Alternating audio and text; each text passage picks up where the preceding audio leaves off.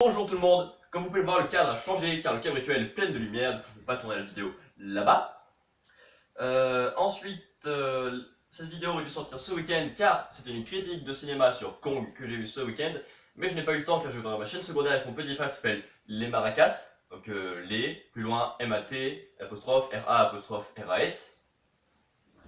Pas R-A-S-C-A-S, parce que c'est pas Maracas mais Mararas, du coup c'est complètement con. Et ce week-end, il risque d'y avoir un peu moins de vidéos, ou plus en retard surtout. Peut-être pas moins, mais elles sont surtout en retard. Car je ne suis pas chez moi. Du coup, c'est parti pour cette critique cinéma. Et on va commencer par le plus gros point. C'était extrêmement laborieux comme film. Donc on va partir d'abord sur les points positifs. Non, d'abord sur le truc. Bah, en fait, un scientifique... Non, il y a une île sur laquelle plein de bateaux et d'avions s'échouent et ne reviennent jamais. Bon, on apprendra assez vite, vu que c'est dans le titre, que c'est Kong qui habite dessus et qui les fait disparaître. Mais plus tard, on a un scientifique qui veut avoir de la thune, et du coup, pour ça, il décide d'aller là-bas et de détruire Kong, tu vois. Parce que c'est en pleine guerre froide, et qu'il veut faire ça avant les URSSiens, avant les Russes. Et du coup, il y va avec des militaires, et il se passe pas mal de choses. Attention, spoiler. Ben, ils sont attaqués par plein de monstres grave stylés, ça je vais en parler après dans le point positif. Et on apprend en fait que Kong est le protecteur de l'île et n'est pas le méchant, et du coup ils se battent contre d'autres monstres plutôt que Kong. Sauf quelques militaires qui sont réellement cons qui se battent contre Kong, jusqu'à ce qu'il essaie de le tuer. Et finalement, Kong survit, mais c'était logique vu que le but de cette trilogie avec Godzilla, c'est de faire se battre Godzilla et Kong, du coup s'il mourait, ce serait pas très pratique. Et du coup c'est complètement con parce que la publicité est totalement mensongère. On nous dit que c'est Kong et tout, qui vont se battre contre le gros singe. C'est vrai, ils le font. Mais le but de 3/4 des personnages principaux au bout de la moitié du film, c'est de protéger Kong et se battre contre les trucs moches qui vivent sous terre. Alors bon, niveau combat contre Kong, voilà. Donc on passe sur les points positifs. L'image est, ma foi, sympathique, il y a de belles idées de mise en scène, avec quelques ralentis qui font du bien aux yeux quand même.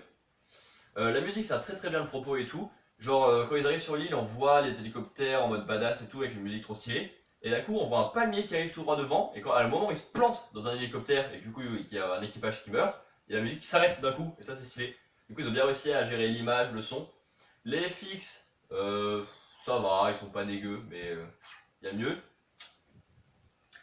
Les acteurs jouent bien, en même temps c'est des habitués, genre il y a Samuel L. Jackson, dans le rôle du chef des militaires, et du personnage le plus con de la Terre. Il y a Tom Hiddleston dans le rôle du badass, et du coup ça va. Et d'autres acteurs que j'ai pas reconnus, que je connais pas. Bref, c'est pas trop mal. C'est tout pour les points positifs. Maintenant les points négatifs, l'histoire, les personnages, et tout ça, tout ce qui fait que le film du coup passe de. Enfin, qui passe d'un truc qui pourrait être quand même pas mal sympathique à un truc qui est de la merde. Franchement. Du coup, ouais, finalement, du coup. Ah non, non, autre point positif, les animaux, il y en a plein, ils sont stylés, genre il y a Kong, bon, on s'y attendait.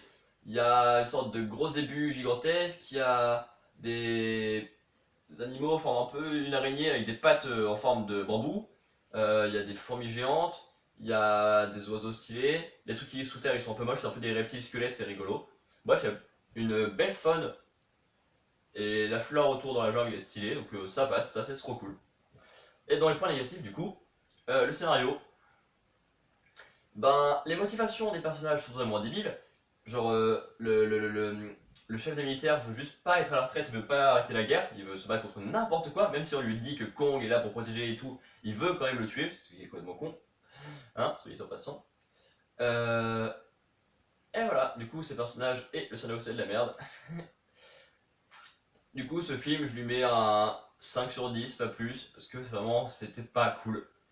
Le cinéma, enfin la durée de la séance était tellement longue, putain. Tout le temps j'étais en mode mais ils font n'importe quoi dans le scénario. Du coup la séance était plutôt longue. Heureusement j'avais des belles images et du beau son pour m'occuper un peu. Allez, n'hésitez pas à mettre votre avis en commentaire si vous l'avez vu. J'aimerais bien discuter avec quelqu'un qui a bien aimé ou quelqu'un qui n'a pas aimé et qui pourrait me donner des arguments et tout. Laissez un pouce bleu si la vidéo vous a plu. Abonnez-vous si vous voulez en voir d'autres. Ciao!